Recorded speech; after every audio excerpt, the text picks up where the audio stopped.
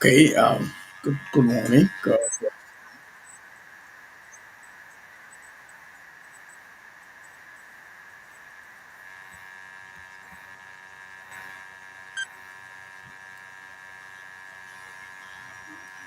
Hey there, community leaders. Imagine a world where every community thrives, where each individual has a voice and every effort creates a lasting impact. Sounds like a dream, right? Well, it's time to turn that dream into reality. Welcome to the Global Community Engagement Forum, your gateway to becoming a true changemaker. Think about the power of one community leader. That's you. Now, imagine harnessing that power on a global scale, alongside like-minded individuals who are just as passionate and driven. The possibilities are endless. This forum isn't just another meeting.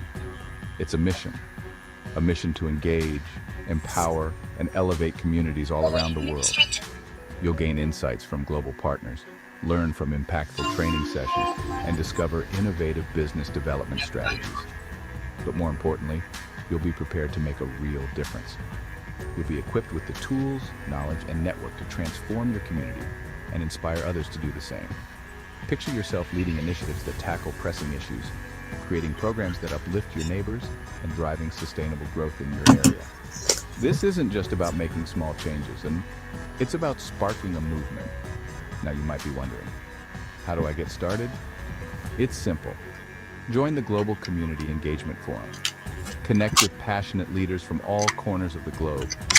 Share your experiences, learn from others, and start building a brighter future. By participating, you're not just attending an event, you're becoming part of a global mission. A mission dedicated to making the world a better place, one community at a time. So what are you waiting for? The world needs leaders like you. Leaders who dare to dream big, act boldly, and inspire others. The Global Community Engagement Forum is your platform to do just that. Join us and let's make a difference together.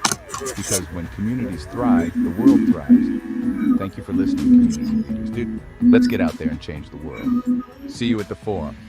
But one thing that Mike Banks and Jarvis and Mike can tell is, and Barbara, that once you learn to live in gratitude, it's in your DNA. It goes in your bloodstream. And once you learn to live in If I never see the promise, on the side of the grave. Good afternoon, good morning. It is an opportunity for us. Welcome. Thank you.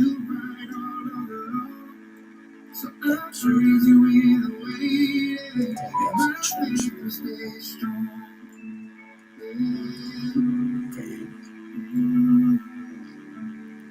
Okay, I want to thank God again for this wonderful time.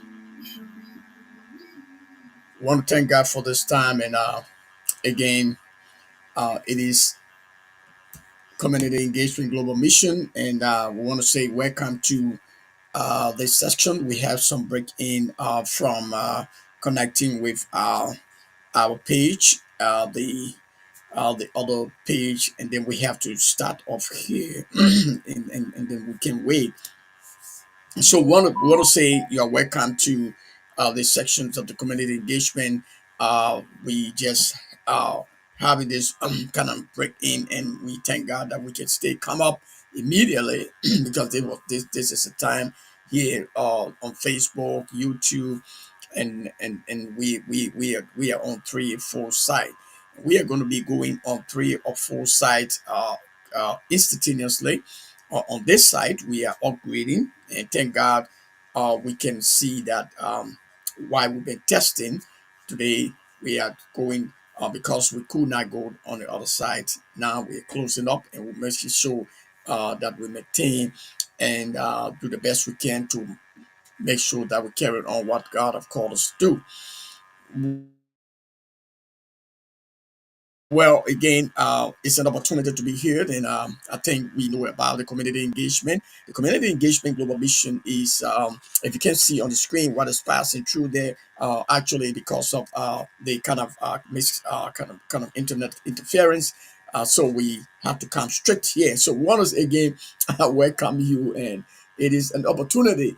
That's why you got to be innovative, and that's why we're building up the consensus to make sure that where we have authority. Okay, and I want to call on all of us, those of us who are part of the community engagement, wherever you are, you are most welcome.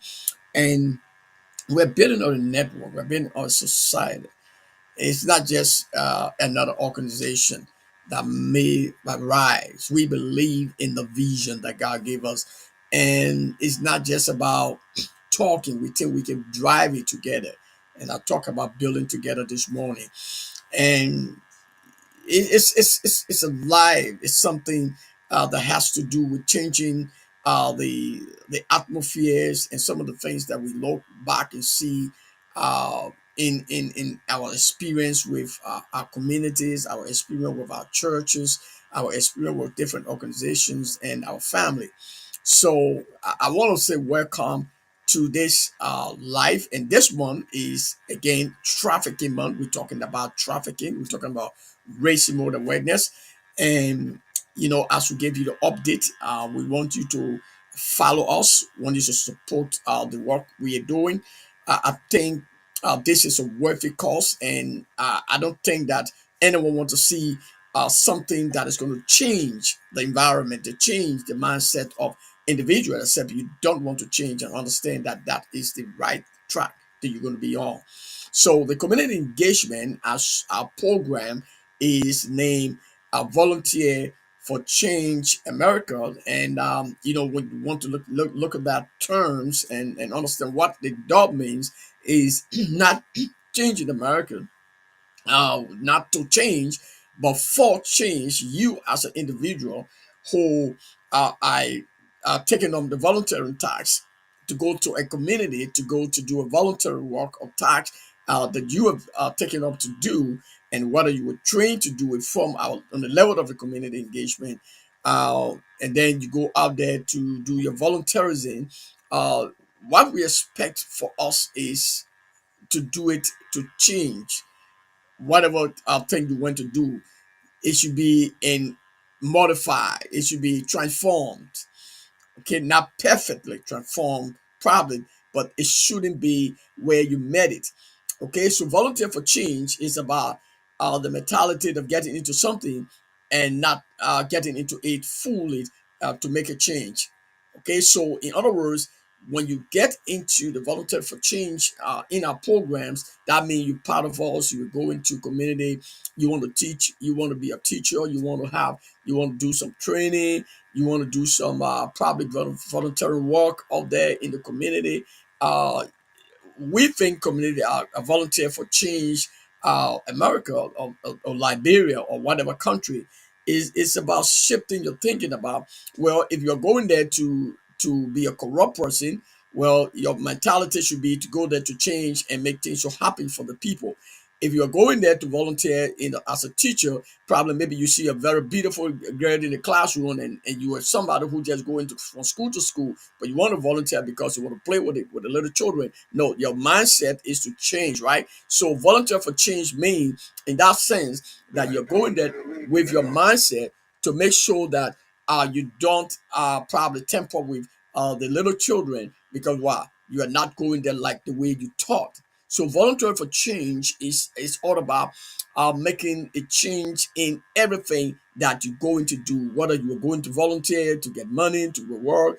Uh, it's all about giving yourself, and giving yourself fully to understand that God has called you. And you see, in contemporary season and time that we all look about, we look for good things to happen, but it is not going to happen when you, all of us who are actors and people who call ourselves maybe human rights defenders or advocates, and in our advocacy, we are not turning our life to, or we're not giving ourselves to the program that we say we are advocating for. So again, uh, I want to encourage somebody listening to this tape that as you join the community engagement, you're joining it for change. It could be the change of your community.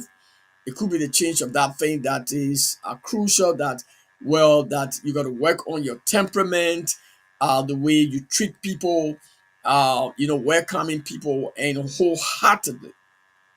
So it began from your relationship with God. And uh, you know, when you look at trafficking, and we are creating more awareness. If you look at most of the short clips coming up with different speakers, and we talk about the insurance and the life insurance we having on the board and representing community engagement on life insurance, and he's going to be the one advising us when it comes to life insurance, how we can engage our community to encourage them to be part, and then in other places, workplaces, he's going to be the one that will be on the board for that. But again, there are times that when people are organizing, building up the different unit of the organization, it's a challenge for those of us who are CEOs and funders. Sometimes you don't even have the money, you don't even know how it's going to happen. The vision is there, but the fund is not there, right? So sometimes it keep us back. Okay, now as we promote the word trafficking, human trafficking is a crime, but it's prevalence. Okay, and as we go about, we're going to be having the program next week live, with some different speakers will be coming in. We inviting people to come in to give their own input from different organizations, whoever that will be coming in. I think the prospect, or the reason why we need to raise more awareness when it comes to human trafficking, because not only because it's prevalence, but you can see that the world is in a crisis. We want to say send word back to our brothers and sisters from California who is going through some time. We pray with them, we keep holding them in our prayer, and we believe that we are all in this together. And I want to encourage somebody listening to me that no matter who you are, no matter what is happening to your life, no matter what comes your way, man, God is so faithful. God is so faithful. And I was thinking about trafficking being one of the highlight. And when you look at trafficking and see even men, there are men who go into, we're talking about raising a massive awareness next month concerning men, right? And the abuse of men is, you can see that it is prevalence. It's not something that you cannot see. Okay, and when you look at trafficking and see how trafficking and human rights violations, how can we promote trafficking when we see that many rights have been violated? People will say, well, you guys are wasting your time. Okay, like people can say, they will say you're wasting your time because people will say good about trafficking other people because of the economic constraint. So as we go about in our time of promoting human rights education is very important. And I was talking about rights and responsibility. We believe in rights and responsibility because there can be no way that uh, you can say you have rights and you don't assume the responsibility, being responsible for the actions or for the choice you made or you will make or want to make. And so when we start discussing the entitlement, when we talk about human right, is an entitlement to every individual. And that right must be protected by law, guaranteed by the state. Now, when you talk about every individual, you talk about everyone, whether you are in a village, whether you seems to be not real, like me. Maybe you say, okay, this guy is up, or you got in the middle class, he's a young guy, or whatever you think. But I'm talking in terms of every individual. And if we talk about trafficking, we go back, you listen to Chinikin in his short tape where he emphasized on some policies and framework that have to be mechanism that have to go together.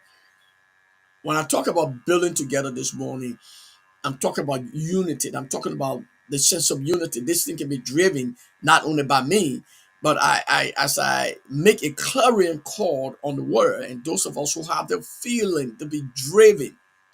Okay, let our passion drive us to this thing here. The same way my passion is driving me to it. You may not be like me as you advocate for the rights of people. If we talk about our human right is not optional, that is our motto. So if human right is not optional, then why people should probably engage in some things and still want to go without the consequences. So the fact that you have rights, you have responsibility.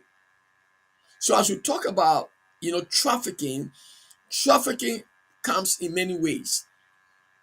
Okay, we have professional trafficking. Trafficking that you will never determine whether you were trafficking until that person is trafficked or until you yourself are already trafficked. You are in it. You might be in the country. You might be in the school. You might be somewhere. Okay, before you can realize, oh, I've been trafficked. I know it more than trafficking. Okay, so but again, as we begin to talk about trafficking, the church, like Apostle Roki, talk about the church being one of the key components, elements, institutions that need to double its effort to begin to raise awareness, have some training. Okay, community leaders, duty bearers. So the community engagement, not just an organization, a society, right? That believe that the global world is facing a crisis. This crisis cannot be minimized by itself. It can only be minimized by the agents. Who are the change agents? It could be you. I'm one of the change agent. I declared it in my life since I started this whole thing 4 years ago. I cannot do it on my own. So those of us who are driven or that have the passion to see that our daughters, our children have been trafficked because of poverty, right? Because of probably some of the things that we go through in our communities. They have been trafficked. How can it be? How can we ready retrieve them? How can we help them? How can we redeem or try to save them from where they are? It is you and I. So if we look at trafficking being, the exploitation of sex trafficking, and you can name all the trafficking, somebody could find themselves into sex trafficking, and well, they can be free because they are in that situation, and nobody else can free them from there except well, they themselves probably see it to be well something that they are in, and if they find a way out, they can get out. Or probably sometimes you can see the indicator, you can see some of the things that you see on a daily basis, certain places that you're not supposed to be. Okay, and when you go to buy, you see this sign. They are red flag that Dr. Shelley was talking about. Dr. Onika talk about a red flag, and you can see all the different situation. And when you see the red flag, when you see the red flag, hello, when you see the red flag, is going to be something that you can see as an indicator. So um, no matter how far you go into ministry, no matter how you've been stuck on into something, and well, you cannot see yourself moving and being driven by what you're doing. Okay, now currently we're in a transition, right? I like it or not, I'm in a transition. That means I have to be moving out, or probably or being driven out. I gotta understand that I take that decision, I make that decision, whether it's going to be a period of 1 month, whether it's going to be a period of 1 week. I make sure that I have to protect myself and make sure that what I'm doing would not be jeopardized. So every choice that we make determines our future. If someone is finding themselves into trafficking, well, these are awareness. These are things that we need to know. These are indicators. These are signs. These are red flags. So as we raise awareness and talk about this thing called trafficking, human trafficking, go back and see what home have been affected, domestic violence or abuse. When women or girls are abused, they become vulnerable, right? Probably, especially when it comes to the mother or being abused, she become vulnerable because she thinking about, I know how, she been abused, and well, hello, hello,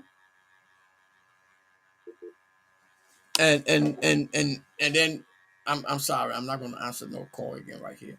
And why? And once she abused, and she found herself into that situation to make decision, but if she doesn't make that decision well, uh, she ended up in the hands of the abuser or the perpetrator. Very easy to be to be trafficked when a woman is abused. She loses a sense of probably direction. She becomes vulnerable, especially when that woman is not financially capacitated. Okay, now it also happened to men. We talk about men, and people will say think that why is a joke, but it also affect men.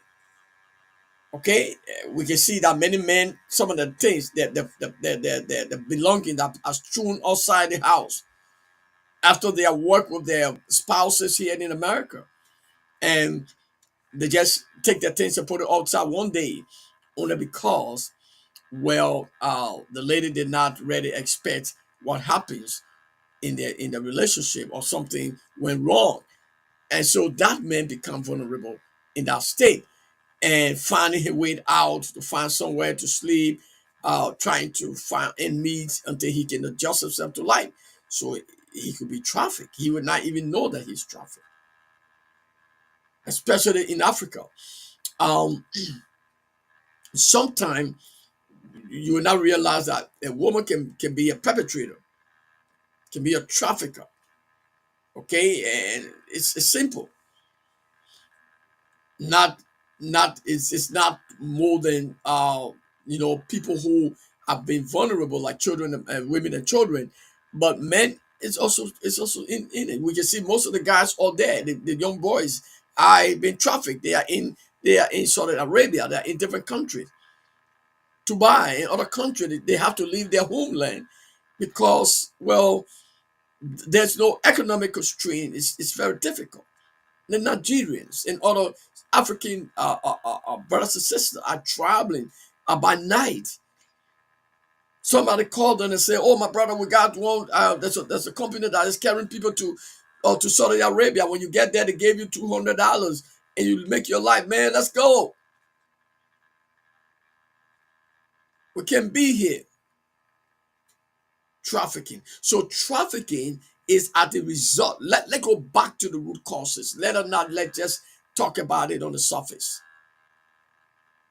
So the community engagement, as we talk about these issues, go back. It's in the informal politics, churches, leaders, civil rights leaders uh, take some big step and make some petition to government for government to take actions. In the days, civil rights leaders, that most churches, the pastors and leaders come together and make decisions and hold their government accountable. But that is not politics. That is our civil right, and God has given us the mandate. It's biblical. He said, "Peace." He said, "Open your mouth for the destitute." Who should open their mouth for the destitute? So we need to understand that if the church fails, society fails. So we need to mobilize when it comes to pastors and leaders, people who are called into the ministry, who have not gotten the real understanding why God had called them other to just preach on Sunday morning. Then go back and define why God called us. The flock is going home. Our sheep are going back home in the community. They come to church on Sunday. They have all through the weeks to go back home. They are home all the time.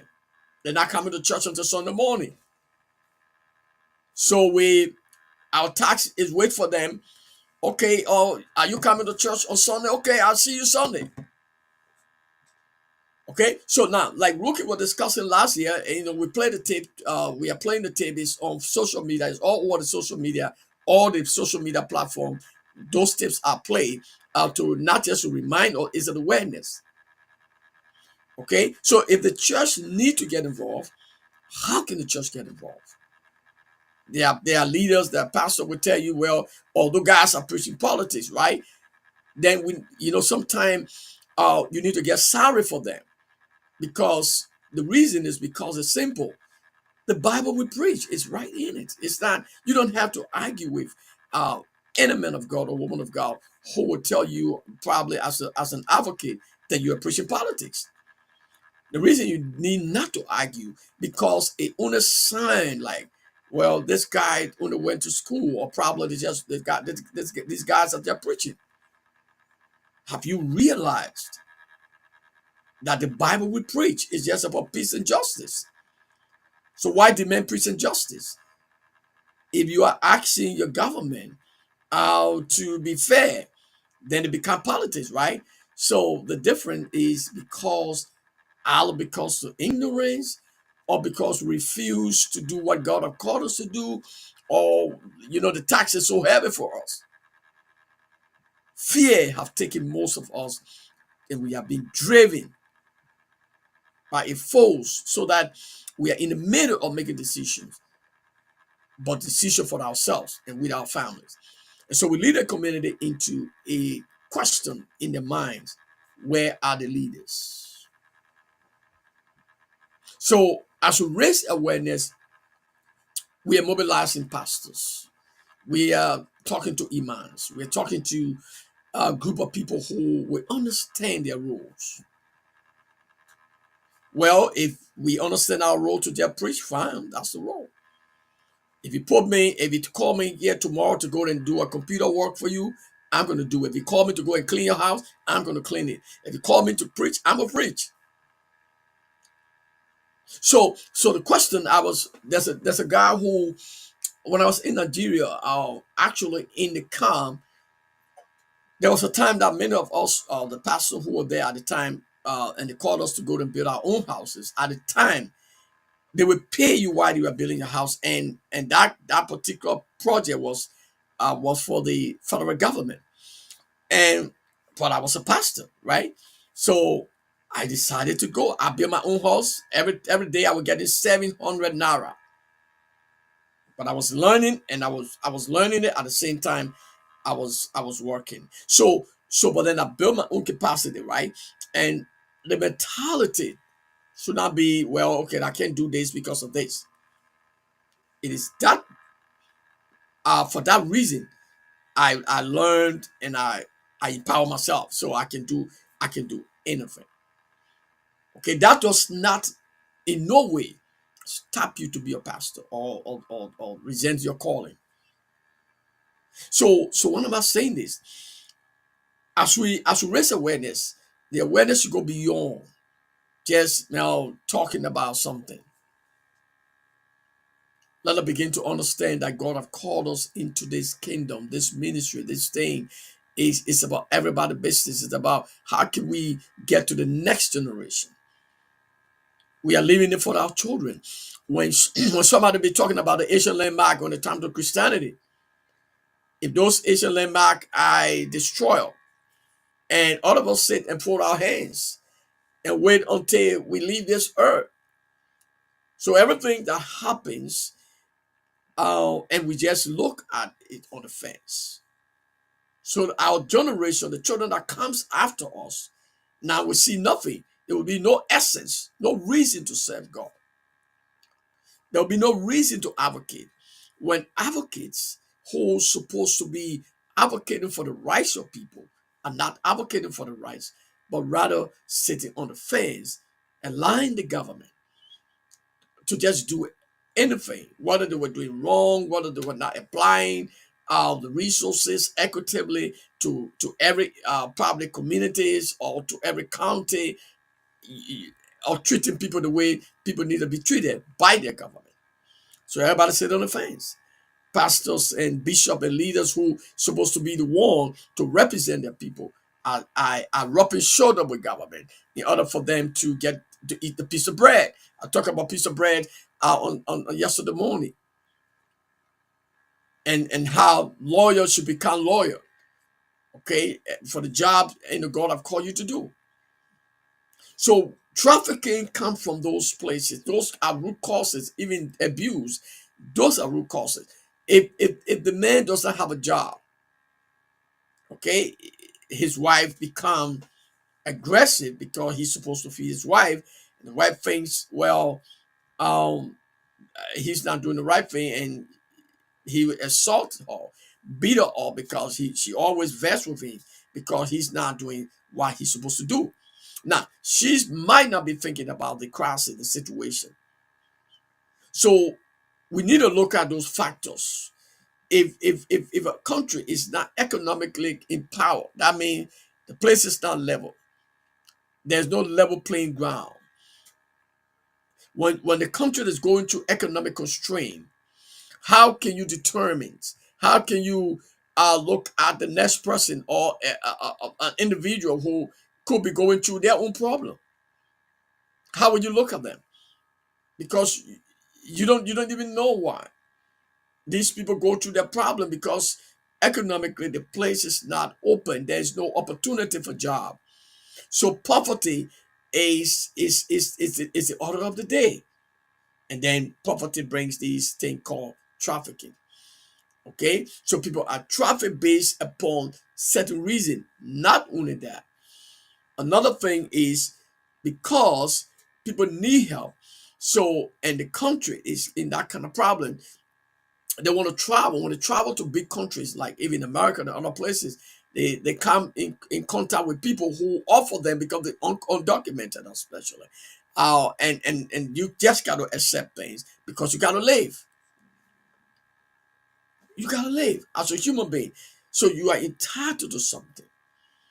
So what happens is in the middle of this situation, people are trafficked. So when you abuse your wife, the wife is abused, the children that she's supposed to take care of is being neglected, or probably is not being fully taken care of. Let's say you abuse her, right, and she going through her own trauma, suffers some self-esteem, reducing her ability to think well, and making decision for herself is very difficult. And so sometimes end up reducing a visual ability to see well and everything that come to her help. Why? Because of the abuse. So as a result, it affects the children because she is the one that manages the home. So as a head of the home, as men, men take the responsibility. And when you abuse your wife or probably your spouse, whatever it is, whatever culture you find yourself, you are putting them at risk, being vulnerable for trafficking. So as we discuss trafficking this month, and we're talking about in long terms, what we anticipate spreading this message to nation and to communities that we'll come in contact with. That the reason most of the things go on is because of our economic situation, and it's going to minimize, right? But if the economic constraint is stay the same, what are other recommendations? What are other things that you can think about to prevent trafficking? Because I will tell you, every individual make choices. Somebody will tell you the government don't have power over me when the government is not doing things to make me to live. I got to make myself to live. I got to take the risk to travel. I can't stay in this country here dying with my children, or probably I just have to have sex all over the place to make life. Now, when it comes to the church, trying to trying to talk about this whole thing called trafficking, what are some of the things that the church should be getting involved in order to create jobs or to encourage those young women who are vulnerable? Because sex trafficking is a more prevalent thing we can see. Is more prevalent in these few days. Somebody can call me and some I can just I have to cut it off on Facebook. Sometimes it's so bad because they're losing their integrity because of the economic constraint. Remember that not everyone has the way they protect their integrity or the way they look at themselves as a woman or as a young girl coming up to make a life. They could be people struggling lost their parents in the war, or probably they don't have parents that is built to the capacity to be able to feed or to take care of them. You can see that mothers will send their daughter. I talk about this in my community at the time on 12th Street. Uh, as a pastor, I remember trying to go into a case for a little girl who mother would tell her to go to the guy who is like my age at the time. But he was rolling because he was 50 something and I was 40, I think 47 at that time, 47, around 47, 46. And that guy was actually calling, the girl, he was not called, but the mother would tell the girl to go to this room. Because this guy was buying the mother a bag of rice or something to have bag of rice every month and helping her, right? But he was like the father of that girl. Almost like the father of that girl. Not even almost, he was the father of that girl.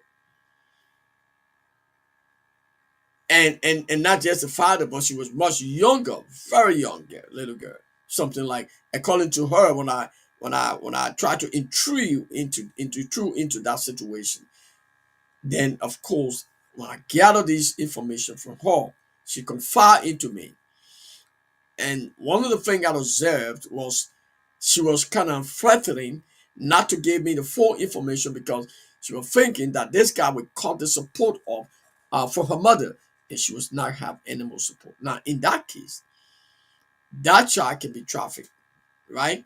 That is exploitation, sexual exploitation. So, so then, how can the church, how can the community? Well, our church didn't have money, yes, but our church have. I have the opportunity because I was linked with child protection. So then I went down to the principal up in the school that she attended. My role was to link the vice principal was a lady to the case, and I gave her the information. I confided into her. I told her everything, and then we link it with the principal. Okay, and what was the strategy? The strategy was to take her to a safe home where he doesn't know, and then try to get him off. Now he would have gone to jail for 10 years. So what happened when the little girl felt that well it was going that way, she got terrified and she could not confide again into the lady to go further because the principals and I were already talking that she was going to be taken from that home. Her mother would be supported through the MCS at the time. The president, the guy who was the superintendent there. Now, what am I saying? This you see what happened? So she could not confide again because she now think that the guy who was the older guy would be going to jail for 10 years. How would the mother eat? How would the mother be fed? She would be caught up. She's not too sure of us, of the principal, of the guy who was the superintendent to ever help her. Now, so after the guy heard, then according to the situation, she have to reveal to him. I think it's a pastor that told these people about all these things here. So this guy would call in my family and saying that he will probably try to tell his family and they're going to get at me. Okay, so in that situation, my life was kind of at stake because this guy I didn't talk about it much. What I did was I said, okay, now in this case, according to child protection, in order to prevent future recurrence of or your own to protect your own family, then you have to recruit. You have to not to withdraw yourself, but in order to use different mental. So in that case, we have to reduce it, and then we came to the point where the victim was not willing, and once the victim is not willing, there where we have the problem in our culture today. So then, well, I could not intrude again. I already linked it to them. So then when the question came and all that, it was just like, oh no, I don't think it's a pastor, right? So what am I saying? That I'm saying this to say that there are people who the perpetrators and even that will make these people to feel to make the victim families to feel intimidated because of poverty. If you do this, I'm not going to do this again, or I will destroy the whole family. So it's a kind of complex situation when it comes to economic constraint.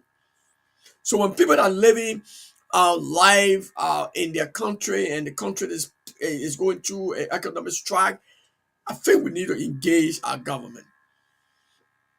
So I want to say to all of us as we go through this time of our time of looking at trafficking, human trafficking, let us also be discussing and give some highlight some of these clues, some of these indicators, some of the red flags.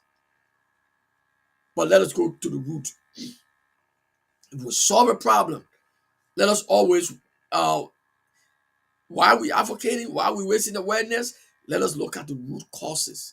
And the root causes of trafficking is as a result of corruption. Government refuse to make people live a better life. People are not willing to make their country to be the best place. Okay, and so why it is true that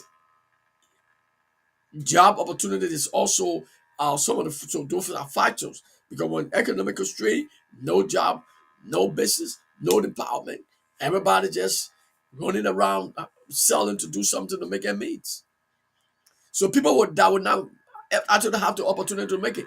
Sexual exploitation is going to be at the rampage. How can you control that when you are allocated? I don't have the support, right? So how would I support that? How would I ridicule? How would I reduce trafficking? Because people are trafficked and are exploited. Sexual violence and different things go on and lead to that. So let us begin to look at these factors. Let us not just talk about the trafficking, but let us talk about why people are trafficked. What are the root causes of trafficking? Why should we put more time in talking to government, duty bearers who are probably should understand that we need to find opportunity for our people. We need to love our country. We need to make sure that the economic is stable. Look at agencies that are coming into the country to take people and send them to places. Do vetting and make sure that they are not 419 kind of companies or institutions. Do you hear me? Make sure that you vet them and not only just to vet them because sometimes it can be linked to government.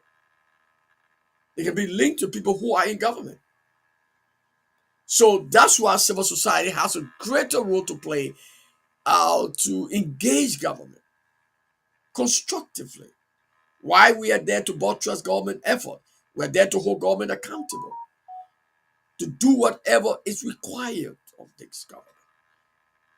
Is in no way become a politics except something become a politics when you are linked to a political party.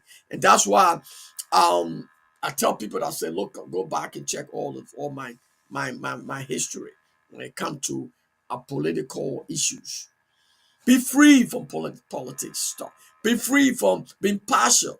That means once you are linked to a political party, You will become partial when that government comes to power, and that government is being a government that is abusing people, that is not respecting the rule of law. And so I want to say to all of us as I close this section today that we can get involved, but we can make a difference in our society. We, not the dogs, not the country cannot make itself. We are the citizens. We are Liberians, Americans, Sudanese, and whatever country, Nigerians. It is you. Nobody can come there to do anything. The United Nations will send troops to your country when there's a war, but it has to be an agreement by factions. Even if faction go there, it also has to be cooperation by the citizens. Because by the time you start to destroy life of people who comes to help you, they withdraw from your country. So everything comes back to us responsibilities, rights and responsibilities. You can't be abusing somebody, or probably as a woman. You cannot be a wife to a man, and well, you're abusing the guy because you feel that you're a woman. Your responsibility is to submit to your husband and love him, and you guys work together to change your life. Okay, not because you feel that you're in a place where you have more power. No, your responsibility is to love. Your responsibility is to care for each other. See, because when you start as a man, also when you start to maltreat your wife start finding solution, and there where trafficking comes in. So the root causes of these things come from all of us. As we talk about trafficking, let us begin to look at the root causes. Okay, because there were many things happen.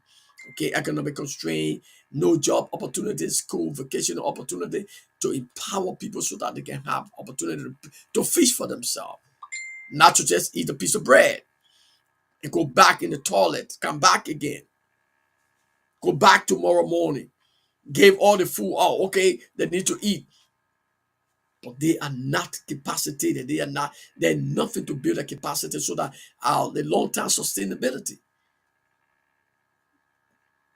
And I want to thank you again as we go through this time, building up whatever God wants us to do. I ask you to be a support to what we're doing. We're raising awareness. We want you to be a support. Coming to you in these few days, talking to you individually, all of this line. I might text you, I might call you, we might talk about some things. But let's see, February 28th. We're going to be launching Volunteer for Change America. We're going to be launching our program. We will be coming up after Monday meeting. We'll be coming up to know what that program, that launching will be in person and also virtually, because we want people who will not be able to attend. So we are targeting 30 or 25 or 30% who leaders who around the country around where we think can be invited, seated out of a 20-seater place, because we want a comfortable kind of meeting that we're going to be discussing whatever role we're going to be playing when it comes to this program. And then in that time, we're also going to be launching the public service. Okay, the cleaning service is going to be launched on that time. We're going to be giving more information after Monday's meeting. Please be a support to our programs. We need your support. We are mobilizing resources to have a bigger office space where we can have things stored, because we believe that while we are trying to get some of this opportunity, we're asking for your donation in kind and cash. Okay, we're going to be coming up to you. We are writing letters, and we have been on the social media for the past 4 years. Okay, we have been legalized for the past 8 months, and I think we're driving this thing with passion, and not passion and ambition, and not because we want to get rich. But we need to get money. We need to live a good life. We need to build up our capacity. Okay, and the Bible speaks of ministry back to us in physical faith. Now we're talking about using our hands, right, making things so happen. Okay, so again, welcome, my friends. Those of us who want to be the support, welcome. Your $10, your $50, your $20 can make a big difference for us. We're going to be talking about brooms or mops. And if you want us to come to do your work, call us and talk to us. It's going to be paid total community engagement. It's a part of sustainable development. Okay, if you want us to come to your community, and the community that we're going to be going to, no one got to call us to go there because it's part of our program. We're going to clean it and uh, make it a kind of clean environment. Okay, and that is our program. Before we can even get project, those are things that we're looking at in the summer. Okay, so again, in Liberia, we're going to be coming up with our program. Those two countries that we're looking at before we started this program, there we are going to be talking to people who we think can become volunteer for change in Liberia. Volunteer for Change Liberia will be launched soon. Volunteer for Change America is going to be launched in on the 28th. Join us and let's make a difference in our society. God bless you and follow us for more.